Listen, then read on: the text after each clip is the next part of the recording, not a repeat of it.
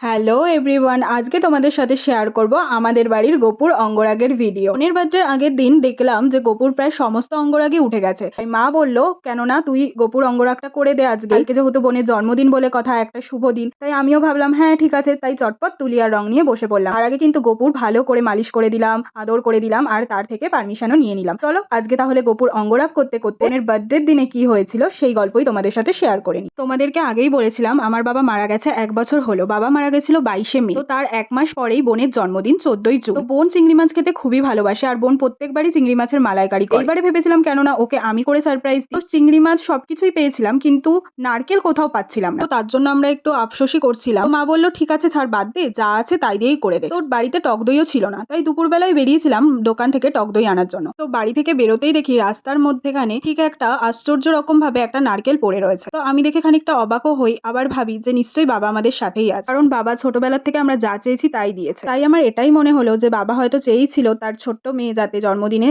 মালাইকারিটা খেতেই পারে, তাই জন্যই হয়তো এই উপহার। যাই হোক, কথা বলতে বলতে এদিকে গোপুরও অঙ্গরাগ কমপ্লিট। তোমরা কিন্তু কমেন্টে অবশ্যই জানিও আমার গোপুকে কেমন লাগছে, আর কমেন্টে লিখে যেও রাধে রাধে। Okay bye.